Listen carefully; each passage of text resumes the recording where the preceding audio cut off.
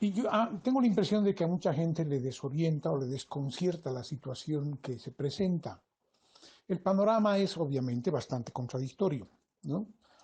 No hay paro indefinido, los fabriles no han parado, los petroleros no han parado, los mineros no han parado, trabajadores en salud no han parado, ningún sector productivo ha parado actividades, o sea que la huelga indefinida que la COP ha convocado no ha paralizado la producción.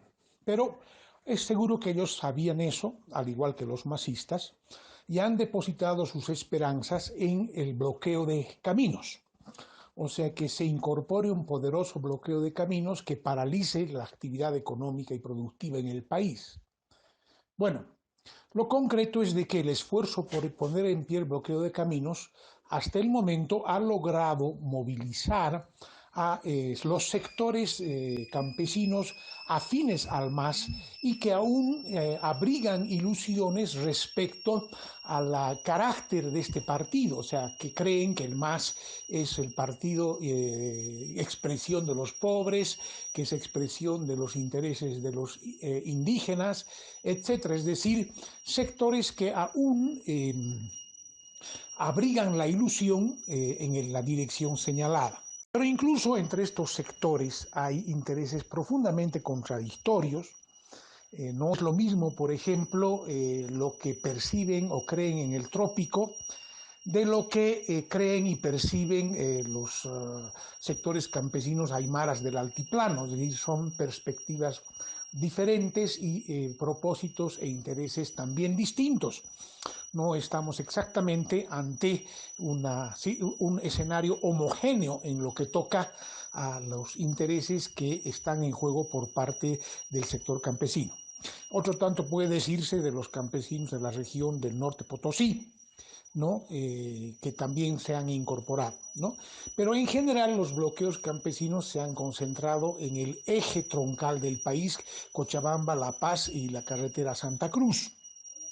No, porque después en otros distritos o no hay o son cosas que no se notan ni se perciben, son cuestiones muy aisladas. O sea, no estamos hablando de una incorporación masiva de todo el movimiento indígena campesino a la movilización y al bloqueo convocado por los masistas, ¿no? Es decir, este bloqueo no tiene punto de comparación con lo que fue, por ejemplo, el bloqueo campesino del año 79, que llevó a que el gobierno del golpista Natuch Bus cayese junto a la huelga indefinida, es decir, la COP decretó huelga general indefinida y el país paralizó actividades y el bloqueo campesino fue pero de lo más profundo, hasta las sendas más recónditas del país aparecían bloqueadas porque era una movilización que incorporó masivamente al movimiento campesino. Lo que actualmente ocurre no es así.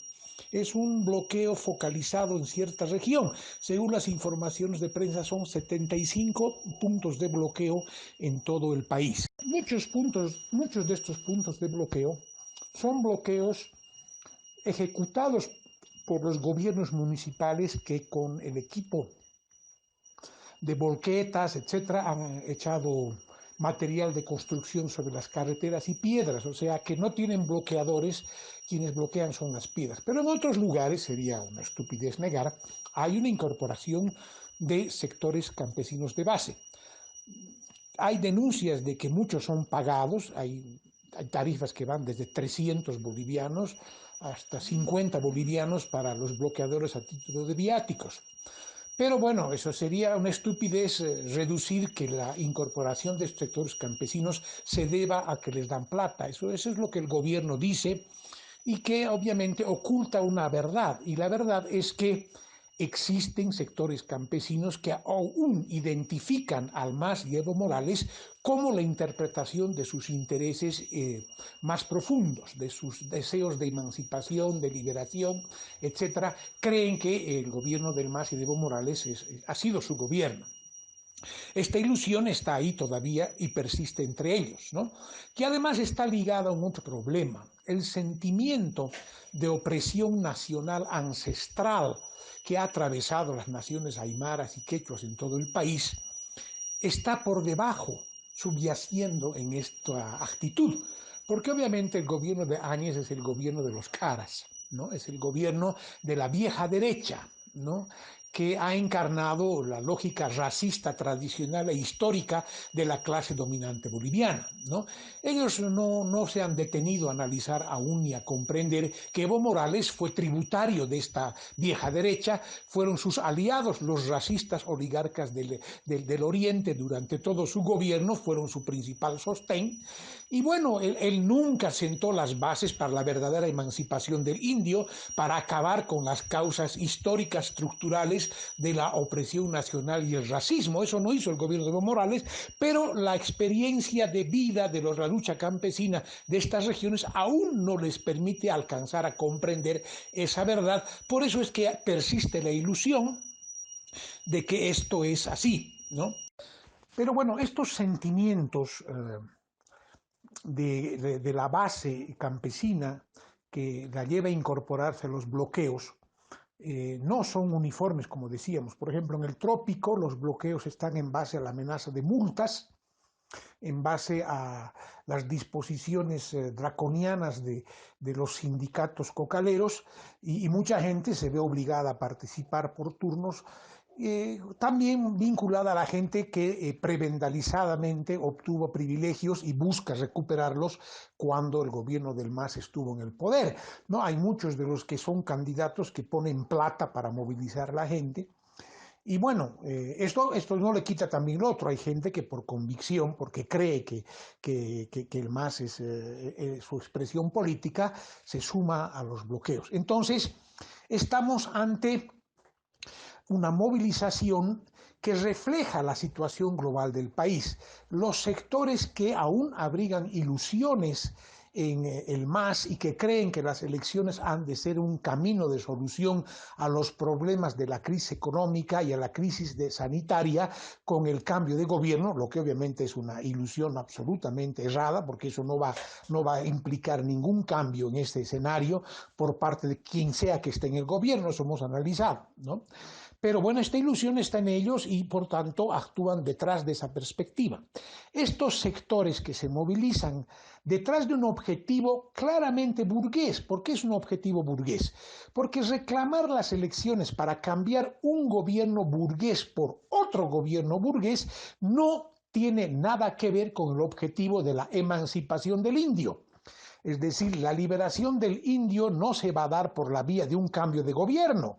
La liberación del indio va a ser una realidad cuando la tierra pase a ser propiedad social, pase a ser propiedad de todos los campesinos, cuando el latifundio haya sido destruido y cuando se haya producido una revolución social que establezca un nuevo tipo de gobierno que no tenga como fundamento el respeto a las grandes transnacionales, a los grandes empresarios, punto de partida del racismo en Bolivia. Históricamente, la discriminación y la opresión nacional se ha dado a partir precisamente de la urgencia por parte de los grandes propietarios de preservar su condición de tales. Eso viene desde la época de la colonia, ¿no? Los encomenderos recibían la encomienda, la tierra, entregada por el rey de España, que había usurpado a los terrenos a las naciones originarias, y la encomienda implicaba que se les entregaba la tierra y las vidas de los campesinos en calidad de usufructo para él, con la condición de que él debía evangelizarlos, o sea que el encomendero era propietario de vidas y haciendas y tenía a su cargo a los indios que eran sus pongos, no eran sus esclavos, a los que debía evangelizar para que sean fieles servidores del señor feudal y de la corona española. Es decir, preservar ese orden colonial de opresión ancestral de la masa indígena, obviamente pasaba por imponer como concepto esencial la inferioridad de las naciones originarias frente a la superioridad del blanco venido de España. Esta lógica se proyecta a la República, continúa después de la Revolución Federal y no se acota ni acaba con la Revolución del 52. Ni tampoco se acaba con el gobierno indígena supuestamente revolucionario de Evo Morales. Más bien al revés, la ley contra el racismo queda siendo un saludo a la bandera porque el racismo y su causa estructural persiste. Y la causa estructural está precisamente en que la gran propiedad continúa en manos de la minoría blancoide que por siglos ha explotado los recursos naturales del país, la tierra, etc. Y es esta minoría blancoide la que ha sido aliada del gobierno de Evo Morales. No olviden ustedes de que los de la CAINCO le regalaron a Evo en señal de gratitud a toda su política un caballo avalado en $60,000. ¿No? Y regularmente el hombre llegaba a Santa Cruz y era recibido con los brazos abiertos por los racistas más grandes de este país, que son precisamente los oligarcas del oriente boliviano. O sea que Evo Morales, al pactar con la clase dominante, preservar la gran propiedad privada y el latifundio, lo que hizo fue preservar y perpetuar las condiciones de la opresión nacional de indígenas en el país. No hay que olvidar, por ejemplo, el conflicto del Tiflis, ¿no? Y de Jacobo Mora, que en el afán de servir a los intereses de las transnacionales, Evo Morales lleva adelante, contra viento y marea, la apertura de la cadena del Tiflis. Y lo mismo en el caso de Jacobo Mora, para favorecer las petroleras. O sea que Evo Morales lo que hace es perpetuar las relaciones sociales de producción que han fundado su existencia en la opresión ancestral de los campesinos indígenas. No hay que olvidar que la gran propiedad capitalista en Bolivia de las transnacionales mineras y de las petroleras se ha dado sobre la base de avasallar la propiedad de las comunidades indígenas en el pasado. O sea que esta relación de opresión histórica de la gran propiedad privada sobre la pequeña parcela campesina y sobre las comunidades de propiedad comunal, pues Evo Morales no la destruyó, más bien la perpetuó, la protegió, la amparó y la potenció. Pero esa experiencia en la que se ha preservado la pequeña propiedad fuente de la miseria del campesino, se ha preservado la gran propiedad terrateniente de los latifundistas, que son todas la fuente de la miseria y de la opresión nacional, que ha preservado el gobierno del MAS, que no ha sido subvertida por su gobierno, no ha alcanzado aún a ser percibida con toda claridad y por magnitud por estos sectores indígenas que aún abrigan ilusiones con el retorno del MAS al poder. Pero estos sectores van a chocar con la otra parte de la población que ya agotó las ilusiones en el MAS. En las ciudades no hay paro. Y el bloqueo en las ciudades no puede avanzar, se limita a ciertos sectores de la periferia. En el Alto ni siquiera se ha generalizado, en Santa Cruz no hay bloqueo, en Sucre no hay bloqueo, en Cochabamba es en algunas avenidas y además choca con los vecinos. Esta mañana en las noticias, por ejemplo, se ha conocido cómo los vecinos de la avenida Petrolera se han agarrado a puñetes con bloqueadores traídos de otra parte, pagados por los masistas. O sea que resulta que la falsificación del bloqueo es una característica, o en Vinto, una multitudinaria marcha no es de los vinteños, sino es de gente atraída de afuera para falsificar la supuesta actividad o incorporación de los vinteños a la movilización y al bloqueo de los masistas. O sea que en las ciudades es muy difícil que avance porque ahí se agotó la ilusión. Las masas conocieron al MAS y obviamente han caído en cuenta de que el gobierno del MAS fue un gobierno corrupto, vendepatria, que ha servido los intereses de las transnacionales y que ha protegido a los empresarios contra los obreros, contra los trabajadores y contra los maestros y contra la gran mayoría de los explotados y oprimidos de la ciudad, ¿no? Además está la clase media, pues esta clase media que se ha sentido decepcionada del gobierno evista y que se ha volcado contra él. Entonces, este es el escenario. Por eso es que no puede generalizarse el bloqueo ni efectivizarse el paro. Las perspectivas de este bloqueo, ¿cuáles son? Se va a agotar por cansancio, porque va a llegar a entrar en conflicto con los propios intereses de los productores. Un conflicto que ya se está manifestando.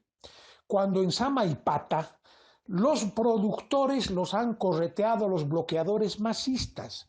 Cuando en San Ignacio de Velasco ocurre otro tanto, van los bloqueadores y la gente del lugar que necesita llevar sus productos para vender, termina echándolos del lugar, ¿no? Y ese conflicto está latente en el valle, ya están empezando a protestar por el prejuicio que representa la situación los lecheros. Con certeza que dentro de poco también van a sentirse así perjudicados los productores de tomate, de papa, etcétera, etcétera, que necesitan llevar a la ciudad. Esta contradicción entre bloqueadores y productores ya la vimos en el conflicto de octubre-noviembre para la caída de Evo Morales. Ese fue el talón de Aquiles de la movilización y eso está presente ahora y con certeza que en las condiciones de la pandemia, donde la gente no tiene plata y necesita vender, eso se va a agudizar. Entonces el MAS está chocando ahí. Pero ¿qué es lo importante de comprender?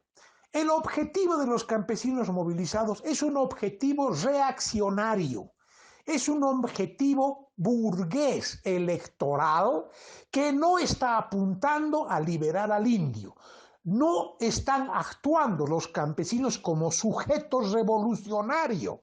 Están actuando como sujeto al servicio de una política pro-burguesa. Esto es el papel que están cumpliendo. La característica del movimiento indígena campesino es esa. Hay veces actúa como sujeto revolucionario y otras veces no, actúa como sujeto a favor de la reacción. Por ejemplo, el 52, cuando los campesinos llevaron adelante, encabezados por los poristas, por los trotskistas en Santa Cruz y en Cochabamba, llevaron adelante la toma de tierras y de haciendas, estaban actuando como fuerza revolucionaria contra la gran propiedad terrateniente y latifundista. Pero después, cuando el gobierno del MNR decretó la reforma agraria y entregó en forma de pequeña propiedad parcelaria la tierra a los campesinos se dieron la vuelta y se convirtieron en un freno para el avance de la política revolucionaria. Empezaron a actuar contra el movimiento obrero y el MNR los usaba para ir a enfrentarse a los trabajadores mineros. Son varias las situaciones en las que los MNRistas movilizaban a campesinos para ir a tratar de aplascar la demanda de los trabajadores obreros, ¿no? Y finalmente sirvieron también como punto de apoyo del pacto militar campesino en el gobierno de Barrientos, en el gobierno de Banzer, para tratar precisamente de mantener controlada la situación en el agro. Entonces, pero bueno, en el 79 actuaron como fuerza revolucionaria contra el golpe de Natush Bush al materializar la paralización del país a través del bloqueo nacional de caminos. ¿No? Otras veces en las minas se ha dado el pacto minero campesino, o cuando la marcha por la vida, los campesinos fueron el principal sostén de la movilización de los mineros, o cuando luchan por el derecho a la autodeterminación en la marcha indígena que reclama su reconocimiento como naciones originarias el 92. Es decir, el movimiento campesino indígena ha actuado siempre de esa forma contradictoria. Hoy día, los campesinos movilizados por el MAS están siendo utilizados como una fuerza reaccionaria para luchar por un objetivo que no es de los campesinos, sino que es de los politiqueros y de la burguesía, que son elecciones para un recambio de gobierno que trate de salvar la situación catastrófica del Estado boliviano, evitando que el malestar social y la convulsión vaya del escenario a todos estos sinvergüenzas. Ahora, lo cierto es que en las ciudades la gente se percata de la situación y dice, Áñez es una mierda, incapaces, corruptos. Pero el Evo también, incapaces, corruptos, sinvergüenzas, que lo único que quieren es treparse para volver a robar. Es decir, esta percepción que repudia a ambos, tanto a los politiqueros de la vieja derecha como a los politiqueros de la nueva derecha, que son del MAS, es una posición que va cobrando cuerpo y fuerza en las masas urbanas. Eso explica en gran medida por qué hay tanto interés en escuchar las posiciones de los poristas. Llama la atención, por ejemplo, los eventos que se han venido haciendo, cómo es que con mucha avidez la gente se inscribe, quiere escuchar, quiere saber, porque en alguna medida estos sentimientos de repudio a todos los politiqueros que se van potenciando encuentran a su referente en la posición de los trotskistas, de los poristas. Bueno, yo podría hasta ahí apuntar una valoración del escenario, ¿no? Antes, una cosa más. Tal vez una otra cosa más de apuntar. He estado leyendo, por ejemplo, que hay algún amigo por ahí que tratando de repetir algún supuesto análisis teórico, viene a reproducir una vieja acusación, una vieja falsificación estalinista, diciendo que los trotskistas menosprecian al campesino al criticar estas peculiaridades de su condición de clase, cuando en realidad todo este análisis no es más que la expresión de un análisis marxista, leninista, que comienza a señalar de que la forma como los hombres producen su vida social determina su forma de actuar políticamente. Entonces, este rasgo contradictorio del movimiento campesino es un rasgo que Lenin lo señaló en su momento, Marx también, porque es la peculiaridad del pequeño propietario, que está vinculado a la tierra de esa manera y que por tanto oscila entre preservar la propiedad privada y destruir la gran propiedad privada terrateniente. Es decir, esta es su característica y obviamente al señalarla nadie está menospreciando al campesino, más bien por el contrario, lo comprendemos tal cual se lo debe comprender, como una fuerza motriz fundamental de la revolución que debe ser ganada a la lucha contra la gran propiedad privada burguesa, que debe ser conquistada para la política revolucionaria que apunta a establecer la propiedad social de la tierra entregada a los campesinos en usufructo, como lo hizo el gobierno bolchevique de 1917 a la cabeza de Lenin en su famoso decreto de la tierra. Pero lo que no puede hacerse es agarrar y halagar al campesino cuando se equivoca, igual que tampoco se puede halagar al obrero cuando se equivoca. Nosotros los revolucionarios nunca halagamos a las masas cuando las masas van por mal camino. Si las masas van detrás de objetivos burgueses, les decimos, ustedes pelotudos están cavando su propia tumba y están remachando sus cadenas al seguir detrás de los enemigos de ustedes, de los que mañana les van a engañar, les van a tomar el pelo, como es Evo Morales, ya les ha engañado y les va a volver a engañar. Es decir, eso es lo que tenemos que decir, aunque la gente no le guste, porque ese es un deber elemental de los revolucionarios. Nada más. Buenas noches, Ariel. Eh, buenas noches a todos igual. Yo estoy muy de acuerdo con todo el balance que haces, Ariel. Y bueno, efectivamente hay compañeros todavía que incluso dentro de nuestro círculo que dicen lógicamente que el POR desprecia a los indígenas, al campesino, ¿no? Ese hecho, por ejemplo, que cuando el compañero Alex de Sociología me dice que no, que el POR nunca ha tomado en cuenta a los campesinos como para hacerlos participar en una acción revolucionaria, ¿no? Cuando en los hechos, como tú indicas, históricamente ya se ha dado, ¿no? Partiendo por la revolución agraria, como ya se ha dado. Pero en este escenario, por ejemplo, que estamos analizando el tema del MAS, que al igual que el MNR tal vez sea su final, ¿no? En esos últimos 10 años en el campo, por ejemplo, yo soy del campo, toda mi familia es del campo. Y mi abuelo ha venido perdiendo sus parcelas de tierra que ya habían los grandes hacendados que habían dejado repartidos y que les han otorgado el MNR. Los perdió cuando cambiaron la moneda. Llegó tarde la noticia ya al campo cuando ya habían cambiado la moneda y mi abuelo se quedó con gangochos y gangochos de billetes, ¿no? Y entonces empezaron a repartir los grandes terrenos, las grandes haciendas y se quedaron en parcelas. Y bueno, en esta última década la gente ha estado saliendo del campo, ¿no? Producto de eso, por ejemplo, mi padre llega aquí a la ciudad sin nada y muchos campesinos salen del campo sin nada y particularmente se van a la región del oriente, a Santa Cruz, ¿no? Donde hay mayor movimiento económico.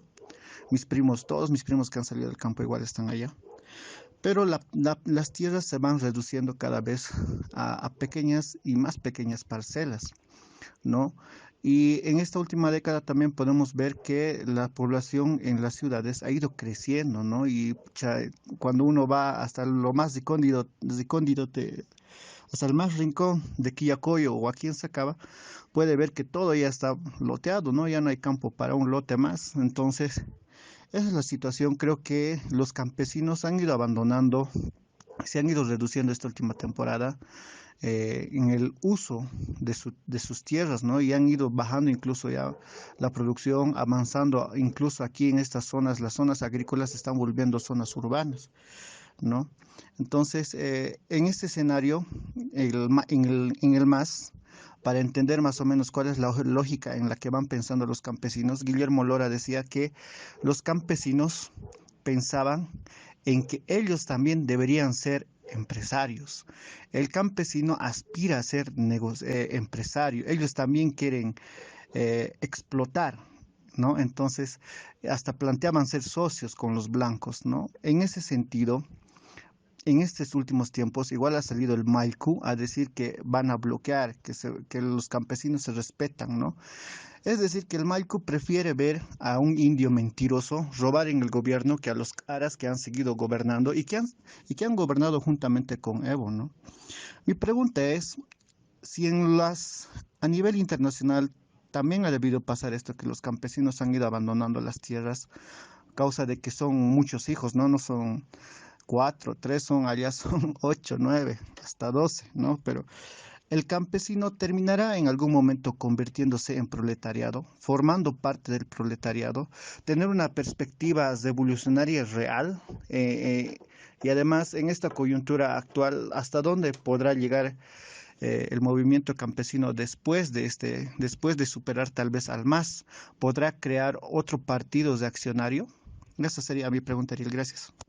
Y algo más, claro, estos últimos tiempos hemos visto que, por ejemplo, los collas, como llaman allá en el oriente, en Santa Cruz, se dedican prácticamente al negocio, al comercio, ¿no? Siempre todos los collitas, los más grandes, los que tienen sus edificios allá en San Ignacio de Velasco, en San Matías, Oboré, tienen sus agencias de cerveza, ¿no? Entonces, solamente se dedican al comercio, o sea, salen del campo y a eso es lo que se dedican.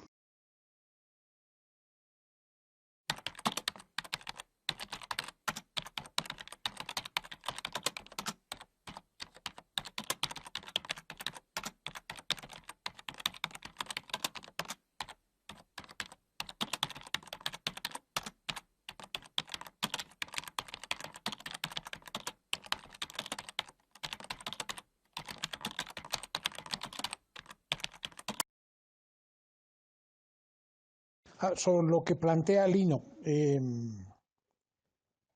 indudable de que la disgregación de la parcela, la atomización del minifundio en surquifundio, etcétera, trae como consecuencia una masigra abandono de las actividades agrícolas y migración a las ciudades por parte de una buena parte de los campesinos productores, ¿no? Pero ¿qué ocurre cuando llegan a la ciudad? La posibilidad de su proletarización se ve limitada o simplemente frenada como consecuencia de que aquí no crece la industria. En la época de ascenso del capitalismo, antes y poco después de la Revolución Francesa, la disgregación de la mesnada era el nombre que recibía el grupo de pongos o de siervos que estaban al servicio de un determinado patrón. La disgregación de la mesnada sirvió para dar su origen al proletariado actual, al proletariado moderno que conocemos. Y que obviamente esa masa campesina que llegaba abandonando la hacienda patronal a las ciudades era rápidamente asimilada en una industria florescente y creciente. El capitalismo estaba avanzando en ascenso, por tanto necesitaba mucha mano de obra y la proletarización era una realidad regular. Pero ahora no vivimos esa época. Vivimos la época de la decadencia del capitalismo. Bolivia no se industrializa, no avanza la industrialización, las pocas fábricas que hay más bien despiden gente y en los momentos de expansión económica, si bien crece algo el empleo, la construcción, qué sé yo, pero de ninguna manera es un proceso de apertura y proletarización grande. De ahí que las mismas masas urbanas de hijos de clase media o de maestros o de otros sectores tampoco se pueden proletarizar. Entran a la universidad, salen y tienen su cartón muy bonito para dedicarse a trabajar de taxistas, porque tampoco consiguen trabajo fácilmente, ¿no? Entonces el escenario es precisamente un resultado de la crisis estructural global del capitalismo que impide que esta polarización se dé. Entonces, ¿qué pasa con esta masa campesina? Una parte se puede volver comerciante.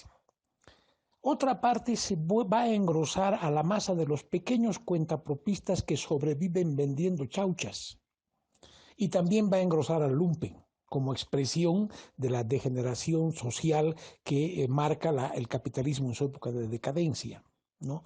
Entonces, esta es, diremos, la desgracia que deriva del hecho concreto de que el MAS no liberó al indio de los terratenientes, ni tampoco de la miseria de la pequeña parcela que lo condena a sufrir las penurias de la pobreza extrema, ¿no? Entonces, esta situación está muy lejos de ser resuelta por un gobierno que venga, porque eso equivaldría a la urgencia de acabar con la gran propiedad privada y sentar las bases de una economía planificada. Pero esto no lo va a hacer el próximo gobierno, mucho menos si es un gobierno del MAS. Del otro grupo, el compañero Miguel Vargas apunta una variante que es plenamente factible, ¿no? En el escenario de la imposibilidad por parte de los masistas de lograr la amplia incorporación de las masas urbanas y campesinas a su bloqueo y su paro, pues van a terminar transando de alguna manera, ¿no? Probablemente ratificando la fecha, consiguiendo una que otra concesión,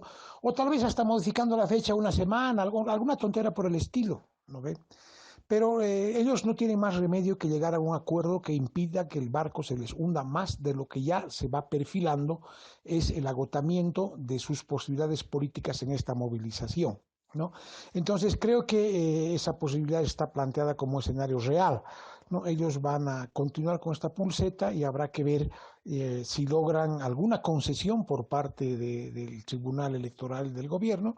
Parece muy difícil, poco probable, porque eso se suma además el hecho de que la convicción de Arce, Catacora y compañía es que no hay mucho problema de que las elecciones sean el 18 de octubre. No en vano Andrónico ha salido a decir de que para ellos lo importante es que las elecciones sean este año y que ya la cuestión de la fecha no es exactamente cabal y es secundario. Se está dando la medida de que los tipos están dispuestos a transar para que el barco no se les hunda.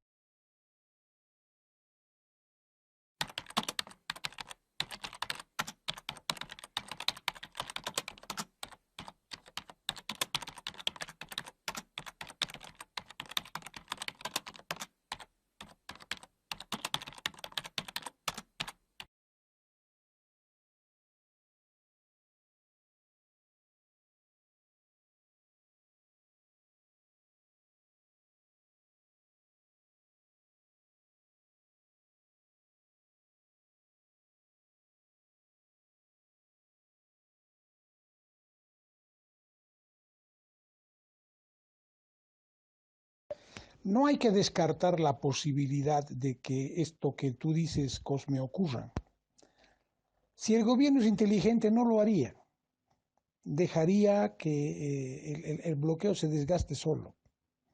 Pero es que no hay que olvidar que estamos aquí con el cuadrado imbécil facho que es el Murillo, que exactamente engrana con la provocación masista de la mejor manera. Ya lo hizo en el pasado, cuando actuando como ministro, su mentalidad torpe lo llevó a engranar con la provocación y a darles los masistas la bandera que están buscando, ¿no? Entonces, en general, esa posibilidad está presente. Con seguridad que los sectores ultraderechistas de la clase media van a presionar en el sentido de que se ejecute una acción de represión violenta y dura, pero bueno, como te digo, esa posibilidad existe, pero si fueran un poco inteligentes no lo harían, ¿no? Pero no se puede descartar del todo que así sea.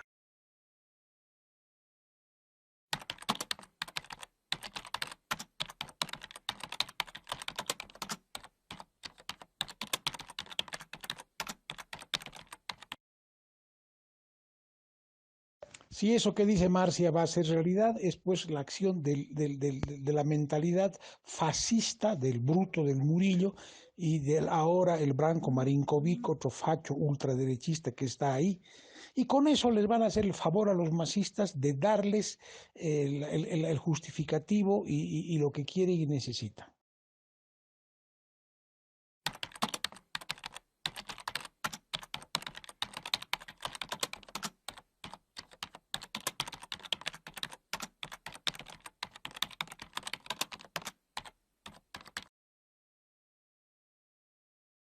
Por eso la lógica de los masistas engrana perfectamente con la mentalidad gorila de los añistas, es decir, son tal para cual. Sí, pues, pero es que ese descontento de la población que critica al gobierno por no hacer nada, etcétera, etcétera, le sirve al gobierno para justificar una acción de corte gorila. Esa es la estupidez. Yo puedo tener la presión del descontento social y no necesariamente voy a tener que recurrir a una acción de corte gorila. Puedo hacer otras cosas. No en vano soy gobierno, pues. Pero el problema está que estamos en el gobierno con gente de mentalidad fascistoide. Por eso es que van a actuar torpe y le van a dar con eso a los masistas lo que necesitan, el desahogo, la pita para salvarse de su hundimiento. Eso les van a dar. Deben estar rezando a todos sus santos los masistas para que haya un muerto en base a... Y ellos lo van a provocar. No en vano hay el dato de que hay gente armada ellos en los bloqueos. Ya hemos visto en el pasado cómo actúan estos tipos. Ellos tienen grupos para ejecutar ese tipo de acciones de mentalidad aventurera, terrorista, que tienen como propósito generar ese tipo de resultados. Y engrana esa mentalidad aventurera con la lógica gorila, es decir, son tal para cual, como les digo. A nosotros nos toca subrayar nuestra denuncia contra ambos, contra el gobierno corrupto incapaz de la vieja derecha en el poder, que no puede encarar la crisis sanitaria y que pone en riesgo la vida de los ciudadanos con su incapacidad, y contra la lógica aventurera de politiqueros mañudos y sinvergüenzas que de igual manera juegan con la salud y la vida de la población con su bloqueo los masistas. Ambos son enemigos del pueblo boliviano, de los explotados y de los pobres. Ambos quieren enfrentar unos contra otros. Hay que decir que los dos tienen que irse, que ya estamos cansados de estos politiqueros que manosean el futuro y la vida de los bolivianos, que queremos que se vayan todos estos maleantes. Yo creo que por ahí deberíamos afinar nuestra posición.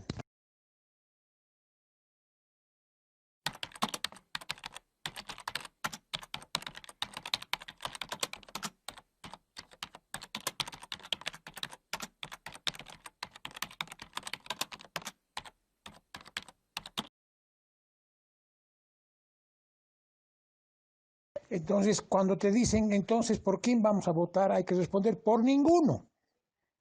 Porque al votar por ninguno estás mandando un mensaje que ya no te vas a dejar usar como escalera por ningún politiquero, que has decidido que te vas a organizar para luchar por un nuevo tipo de gobierno. Es el mensaje que estás mandando cuando votas en blanco o nulo. Estás diciendo, yo mantengo mi independencia política frente a todos los mañudos y yo voy a luchar por los derechos al margen del gobierno que venga para establecer y cambiar toda la forma de gobierno de este país. Este es el significado del voto nulo o blanco. Te van a mirar, les va a parecer, sí, no, van a dudar, todavía va a estar el prejuicio del voto útil. Pero es que igual siempre alguien va a ser gobierno. Sí, pues, igual siempre alguien va a ser gobierno, igual ese alguien te va a joder. ¿Y de qué sirve que votes para él? Mañana, cuando él salga al gobierno, ese que te va a joder, va a decir que vos le has apoyado porque has votado para él. Es decir, va a utilizar tu voto para justificar su política en contra tuya. Por eso no hay que votar por ninguno. Eso hay que ir explicando. Cuando la gente dice falta alguien que represente al pueblo, lo que está haciendo es reproducir una expresión del atraso político típico de las masas bolivianas, que están esperando un salvador, alguien que les venga a salvar y que les represente y que les diga qué tienen que hacer. Por eso hay que decirles, ¿hasta cuándo, compañeros, vamos a seguir siendo boludos esperando que alguien venga a salvarnos? Ya no podemos repetir los mismos viejos errores, esperando buscar un salvador, un representante. No, ya basta, pues. ¿Acaso no hemos aprendido cómo resolvemos los problemas? En el barrio, cuando no hay agua, nos organizamos y conseguimos. En Cochabamba, cuando no había agua, ¿qué hemos hecho? Coordinadora del agua. Cuando no hay pan, nos organizamos y conseguimos. No esperamos que venga ningún caudillo salvador a decirnos cómo tenemos que hacer. Nos organizamos, nos convocamos, ponemos en pie nuestros propios instrumentos, elegimos a nuestros dirigentes y cuando no responden los votamos. Ese es pues lo que tenemos que volver a hacer, es lo que tenemos que volver en la forma de un nuevo gobierno, no esperar que venga alguien a salvarnos, un representante. Mientras pensemos de esa manera, merecemos seguir siendo esclavos por pelotudos, eso hay que decir. Ese decreto, tengo la impresión que es un decreto genérico en el que no se especifica exactamente qué van a hacer y se limita a reiterar lo que ya está establecido en la normativa vigente, por ejemplo, el uso proporcional de la fuerza, etcétera, ¿no? Preservar el orden público y la paz social, eso también está en la Constitución y en la Ley Orgánica de las Fuerzas Armadas y de la Policía. Todo eso es simplemente una especie de amenaza, un justificativo para llevar adelante la intervención de la policía y el ejército en los bloqueos.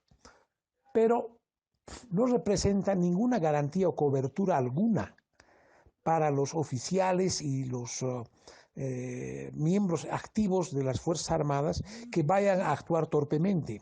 Si van a creer que con este decreto les han dado la posibilidad de que así ocurra, están equivocados, ¿no? La anterior vez que sacó un decreto la Áñez, en ese sentido era más específico, ¿no? Decía que se libraba de cualquier acción judicial posterior a los oficiales que en uso de sus funciones tuviesen algún problema. No sé si te acuerdas. Aquí no dice nada de eso.